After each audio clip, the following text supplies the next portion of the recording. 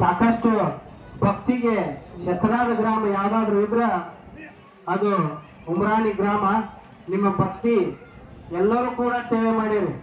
ಎಲ್ಲ ತನು ಮನ ದಣದಿಂದ ಮಠದಾಗ ಕೆಲವೊಂದಿಷ್ಟು ಮಂದಿ ಸೇವೆ ಮಾಡಿರಿ, ಕೆಲವು ಬಹುಮಾನವನ್ನು ವಿತರಣೆ ಮಾಡಿರಿ.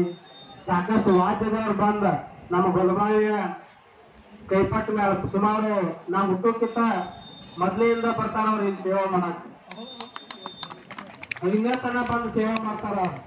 ಅವ್ರನ್ನ ಕೇಳಿ ಬಬಲಾಜಿ ಅಜ್ಜನ ಆಶೀರ್ವಾದ ಎಂತಾದ್ರು ಅಂತೇಳಿ ಈ ವರ್ಷ ನಮ್ಮ DJ ರವಿ ಅವರ ನಮ್ ಕಡೆ ಏನು ಇಸ್ಕೊಂಡಿಲ್ಲಪ್ಪ ಅಂದ್ರೆ ನಾವು ಅಜ್ಜನ ಸೇವೆ ಮಾಡ್ತೀವಿ ಅಂತೇಳಿ ಈ ವರ್ಷ ಬಂದ DJ ಹಚ್ಚಿ ಅವರು ಸೇವೆ ಮಾಡ್ಯಾರು. ಪ್ರತಿ ವರ್ಷ ನಮ್ಮ ವಿಜಯ್ ಮಾನಿ ಅವರ ವರ್ಷ ಒಂದ್ ಏನಾದ್ರು ಸೇವೆ ಅನ್ನ ಸಂತರ್ಪಣೆಯನ್ನು ಮಾಡಿರ್ತಾರ. ಈ ವರ್ಷ ಅವ್ರ ಸಕ್ಕರೆಯನ್ನು ಸೇವೆ ಮಾಡಿ ಅವ್ರ ವಾದ್ಯದಾರನ್ನು ಕರೆಸಿ ಭಜಂತ್ರಿ ಮೇಳನ್ನು ಕರೆಸಿ ಅವರು ಕೂಡ ಸೇವೆ ಮಾಡ್ಯಾರು. ಮತ್ತ ನಮ್ಮ ಬಡ್ಜಿ ಅವರ ಸಾಕಷ್ಟು ಜನ ಈ ವರ್ಷ ಅನ್ನ ಸಂತರ್ಪಣೆಗೆ 1 ಲಕ್ಷ ರೂಪಾಯಿಯನ್ನು ಕೊಟ್ಟಾರ.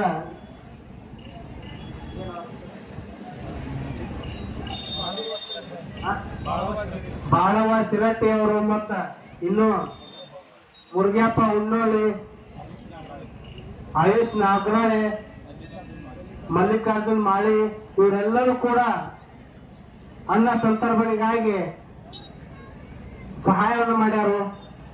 ಇದಕ್ಕಿಂತ ದೊಡ್ಡ ದಾನ ಯಾವುದೂ ಇಲ್ಲ. ಅನ್ನದಾನ ಮಹಾದಾನ. ನೋಡ್ರಿ ಉಮರಾಣಿ ಗ್ರಾಮದಲ್ಲಿ ಇಷ್ಟೊಂದು ದೊಡ್ಡ ಪ್ರಮಾಣದಾಗ ಅನ್ನ ಸಂತರ್ಪಣೆ ಯಾವ ಜಾತ್ರೆ ಆಕತ್ತಪ್ಪ ಅಂದ್ರೆ ಬಬಲಾಜಿ ಅಜ್ಜನ ಜಾತ್ರೆ. ನಾವು ವರ್ಷ ಕೇಳ್ತಿರ್ತಲ್ಲ ಈ ವರ್ಷ ಎಷ್ಟೆಷ್ಟಾತಪ್ಪ ಅಂತ ಹೇಳಿ. ಪ್ರತಿ ವರ್ಷ ಒಂದು 2-3 ಕ್ವಿಂಟಲ್ ಹೆಚ್ಚಾಕತ್ ಕರೆ ಕಡಿಮೆ ಆಗೋದಲ್ಲ. ಅನ್ನದಾನದಲ್ಲಿ ಆಗಿರ್ಬೋದು. ಜಾತ್ರೆ ಅಂದ್ರೆ ಏನಪ್ಪಾ ಅಂದ್ರೆ ಮಹಾಪ್ರಸಾದ.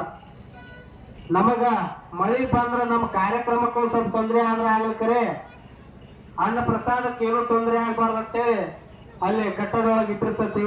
ಏನೇನು ಸೌಲಭ್ಯ ಬೇಕು ಎಲ್ಲ ಮಾಡಿರ್ತತಿ. ಮತ್ತ ಎಲ್ಲರೂ ಕೂಡ ಪಾರದರ್ಶಕತೆ ಅಂದ್ರ ಈ ಬಬಲಾಜಿ ಅಜ್ಜನ ಜಾತ್ರೆ. ಎಲ್ಲರೂ ಬಂದು ಸೇವೆ ಮಾಡ್ತಾರೋ, ಎಲ್ಲರೂ ದಾನವನ್ನು ಮಾಡ್ತಾರೋ, ಪಟ್ಟಿ ಕೊಡ್ತಾರೋ, ಸಾಕಷ್ಟು ಅವ್ರ ಕೈಲಾದಂತ ಸೇವೆ ಮಾಡ್ತಾರೋ. ಇವ್ರಿಗೆಲ್ಲರಿಗೂ ಕೂಡ ಬಬಲಾಜಿ ಅಜ್ಜ ಅವ್ರಿಗಷ್ಟ ಅಲ್ಲ, ಅವರ ಭವಿಷ್ಯ ಎಲ್ಲಿ ತರ ಇರ್ತತ್ಲೆ ಅವ್ರೆಲ್ಲರ ಮೇಗೂ ಬಬಲಾಜಿ ಅಜ್ಜನ ಆಶೀರ್ವಾದ ಇರ್ತತ್ 100ಕ್ಕೆ 100. ನೋಡ್ರಿ ಬಬಲಾಜಿ ಅಜ್ಜನ ಭಕ್ತಿಗೆ ಪಾತ್ರರಾಗಿ ಎಲ್ಲರಿಗೂ ಗೊತ್ತೈತಿ ಅಜ್ಜನ ಆಶೀರ್ವಾದ ಎಂತದಂತೇಳಿ. ಮುಂದಿನ ಸಲ ದಾನ ಪ್ರಸಾದ ಈ ವರ್ಷನ ಹೇಳ್ಯಾರ. ಅದ್ರ ಮಹತ್ವ ಎಂತದಂತೇಳಿ ಅವ್ರಿಗೆ ಗೊತ್ತೈತಿ. ಸಂಗೀತ ರಾಮೋಜಿ ಅವರು ಮುಂದಿನ ವರ್ಷದ ಅನ್ನ ಪ್ರಸಾದವನ್ನ, ಅನಿಲ್ ಲಾಂಡ್ಗೆ ಅವರು ಕೂಡ ಮುಂದಿನ ವರ್ಷದ ಅನ್ನ ಪ್ರಸಾದವನ್ನ ಈ ವರ್ಷನ ಅವರ ನಾವು ಮುಂದೆ ನಿಂತು ಮಾಡ್ತೀವಿ ಅಂತ ಹೇಳಿ ಒಪ್ಕೊಂಡಾರು. ಸಾಕಷ್ಟು ಜನ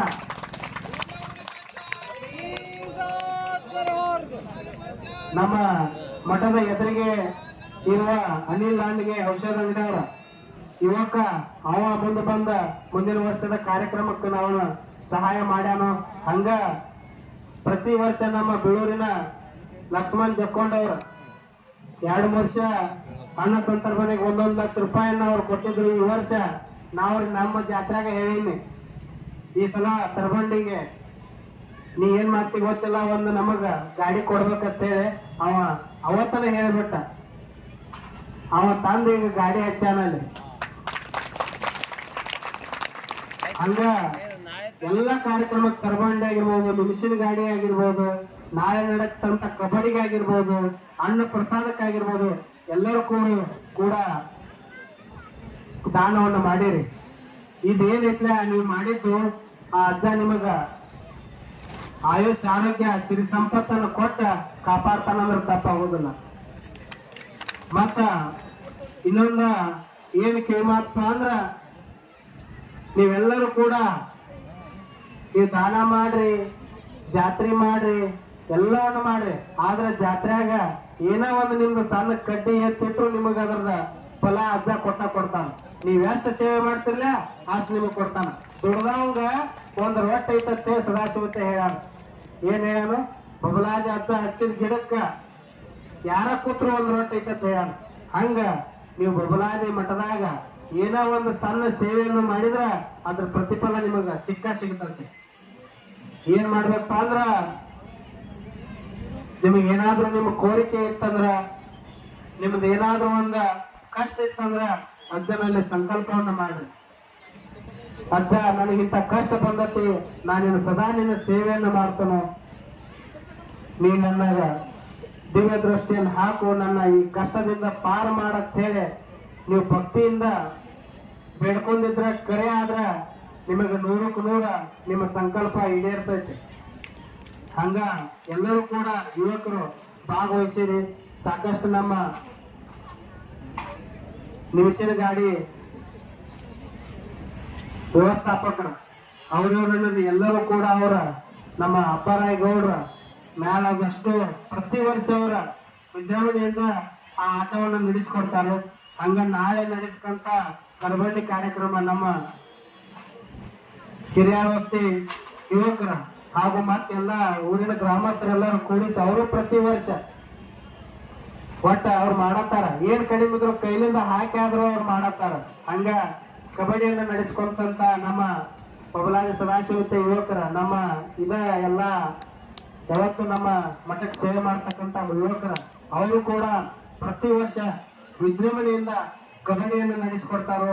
ಹಂಗ ಎಲ್ಲರೂ ಕೂಡ ಯುವಕರು ಒಂದೊಂದ ಕಾರ್ಯಕ್ರಮದಲ್ಲಿ ಭಾಗಿಯಾಗ್ತಾರ. ನೀವು ಎಲ್ಲರೂ ಪ್ರತಿ ವರ್ಷ ನೀವೆಲ್ಲ ಓಡಾಡಿ ಮಾಡ್ತಿಲ್ಲ, ನಿಮಗೆ ಇದ್ರ ಪ್ರತಿಫಲ ಸಿಗ್ತದೆ.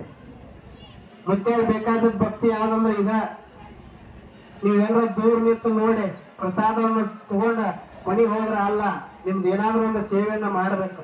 ನಿಮಗ್ ಕೊಡೋದಾಗ್ಲಿಕ್ಕಂದ್ರು ಕರೆಕ್ಟ್ ಯಾವ್ದ್ರ ಒಂದು ಕಾರ್ಯಕ್ರಮ ಆಗ್ಲಿ, ಮಠದಲ್ಲಾಗ್ಲಿ ಏನೋ ಒಂದು ಸೇವೆಯನ್ನ ಮಾಡ್ಬೇಕು. ಆ ಸೇವೆ ಮಾಡಿದ್ದ ಕರೆ ಆದ್ರ ನಿಮಗ ಅಜ್ಜನ ಆಯುಷ್ಯ ಕೊಟ್ಟ ಕಾಪಾಡ್ತಾನ. ಹಂಗ ಸಾಕಷ್ಟು ತಾಯಂದ್ರ ಇವತ್ತ ಸಂಕಲ್ಪವನ್ನು ತೊಟ್ಟ ಅಜ್ಜನ ಉಡಿಯಲ್ಲಿರುವ ತಾಯಿಯ ಉಡಿಯಲ್ಲಿರುವ ಕಾಯಿಯನ್ನು ತಗೊಂಡಿರಿ. ನೀವ ನೋಡ್ರಿ, ಮೊದ್ಲಿಂದನೂ ನಡ್ಕೊಂಡ್ ಬಂದೈತೆ ಉಮರಾಣಿ ಒಳಗ ಪವಾಡ. ಇಲ್ಲಿ ಭಕ್ತಿಯಿಂದ ಸಂಕಲ್ಪ ಮಾಡಿ ಯಾರ್ಯಾರ ಆಶೀರ್ವಾದ ಕಾಯಿಯನ್ನು ತಗೊಂಡಿರ್ಲ, ಯಾರ ಸಂಕಲ್ಪವು ಇನ್ನೂ ತನ ಸುಳ್ಳಾಗಿ ಇತಿಹಾಸನ ಇಲ್ಲ ಅಂತ ಕಾರ್ಯಕ್ರಮ. ಮತ್ತ ಇನ್ನೊಂದು ವಿಶೇಷವಾಗಿ ಇವ್ರ ಬಗ್ಗೆ ನಮ್ಮ ಮಠಕ್ಕ ಏನೋ ಒಂದು ಸಣ್ಣ ಕಾರ್ಯಕ್ರಮ ಇತ್ತಂದ್ರೆ ಇವ್ರ ಬಿಟ್ಟು ನಾವ್ ಮಾಡಂಗಿಲ್ಲ, ಅವ್ರದ್ದು ಏನೇ ಇದ್ರು ಅವ್ರ ಬಿಟ್ಟು ಮಾಡಂಗಿಲ್ಲ. ಅವ್ರು ಯಾರಂದ್ರೆ ನಮ್ಮ ಸಾಹೇಬ್ರು, ರಫೀಕ್ ಸಾಹೇಬ್ರು. ಏನಾಯ್ತಂದ್ರ ಮಠದ ತಗೋರಿ, ಏನ್ ಮಾಡ್ತೀರಿ ಮಾಡ್ರಿ. ಅವ್ರು ಯಾವ್ದಕ್ಕೂ ಅವರ ಜಾತಿ ಧರ್ಮವನ್ನು ಮೀರಿದಂತ ಭಕ್ತಿ ಅವ್ರ ಬಗ್ಗೆ ಎಷ್ಟು ಹೇಳಿದ್ರು ಕಡಿಮೆನ. ಪ್ರತಿ ವರ್ಷ ಅವರ ಅಜ್ಜನ ಹೂವಿಂದ ಎಷ್ಟು ಬರ್ತದ್ಲೆ ಡೆಕೋರೇಷನ್ ಅವ್ರ ತಾವ ನಿಂತು ಮಾಡಿಸ್ತಾರ. ಎಲ್ಲರ ಅಲ್ಲಿ ಕೂತ್ ರೊಕ್ಕ ಕೊಟ್ಟ ಮಾಡ್ರಿಪ್ಪ ಅನ್ನೋರ ನಿನ್ನೆ ರಾತ್ರಿ ಬೆಳತಾನ ಕೂತ್ ಅವ್ರ ಅದನ್ನ ಅಚ್ಚುಕಟ್ಟಿಂದ ನನಗೆ ಹೇಳಿದ್ರು. ಅವ್ರ ಕೇಸರಿ ಬಿಳಿ ಹೆಸರು ಭಾರತದ ತ್ರಿವರ್ಣ ಧ್ವಜದ ಡಿಸೈನ್ ಮಾಡಿಸ್ಬೇಕಂತೆ ಕೂತನ್ರಿ, ಅದನ್ನ ಮುಗಿಸೇ ಹೋಗ್ತಾನಂತೇಳಿ. ಅವ್ರು ಊಟ ಮಾಡಂದ್ರೆ ಊಟ ಮಾಡ್ಲಿಲ್ಲ. ಅದನ್ನ ಕಾರ್ಯಕ್ರಮವನ್ನ ಮುಗಿಸಿ ಪ್ರತಿ ವರ್ಷ ಏನೇ ಮಟ್ಟದ ಕಾರ್ಯಕ್ರಮ ಇದ್ರು ಅವ್ರದ ಸೇವೆ ಇದ್ದೇ ಇರ್ತತಿ. ಸದಾಕಾಲ ಅವ್ರಿಗೆ ಸದಾಶಿವತನ ಆಶೀರ್ವಾದ ಅವ್ರ ಮ್ಯಾಲ ಇರ್ತತಿ. ಪ್ರತಿ ವರ್ಷ ಹಿಂಗ ಜಾತ್ರೆಯನ್ನ ವಿಜೃಂಭಣೆಯಿಂದ ಮಾಡ್ರಿ. ಇನ್ನೂ ಸಾಕಷ್ಟು ಜನ ಎಲೆಮರೆ ಕಾಯಿಗಳ ಹಾಗೆ ಸೇವೆಯನ್ನು ಮಾಡಿರಿ. ಎಲ್ಲ ಹೆಸರು ಹೇಳೋದು ಬೇಡ. ನಿಮ್ಮ ಹೆಸರ ಸದಾಶಿವತನ ಕಡೆ ಬರ್ಕೊಂಡಿರ್ತಾನೋ. ನನ್ನ ಬಾಯಿಯೊಳಗ ಮಿಸ್ ಆಗಿರ್ಬೇಕಾದ್ರ ಸಾಕಷ್ಟು ಜನ ಇದಕ್ಕಿಂತ ಹೆಚ್ಚು ಸೇವೆ ಮಾಡಿದವರು ರಗಡ ಮಂದಿ ಅದಾರ. ಅವ್ರನ್ನೆಲ್ಲ ಹೆಸರು ಹೇಳೋದು ಬೇಡ. ಅವರಿಗೆ ಅಜ್ಜನ ಆಶೀರ್ವಾದನ ಅವ್ರಿಗೆ ಆಶೀರ್ವಾದ ರೂಪದಾಗ ಅವ್ರಿಗೆಲ್ಲರಿಗೂ ಸಿಗತಂತ ಹೇಳಿ ಪ್ರತಿ ವರ್ಷ ಏನು ಜಾತ್ರೆ ಮಾಡ್ಕೊತ ಹೊಂಟೀರಿ, ಹಿಂಗ ಮಾಡ್ಕೊತ ನಿಮ್ಮ ಭಕ್ತಿಯನ್ನ ತೋರಿಸ್ರಿ. ನಿಮಗ ಮಳಿ ಬೆಳಿ ಆಯುಷ್ಯ ಆರೋಗ್ಯ ಸಿರಿ ಸಂಪತ್ತನ್ನ ಕೊಟ್ಟ ಆ ಸದಾಶಿವಜ್ಜ ಕಾಯ್ತಾನ ಅಂತ ಹೇಳಿ ನನ್ನ 2 ಮಾತಿಗೆ ನಾನು ಘೋಷಿಸಿ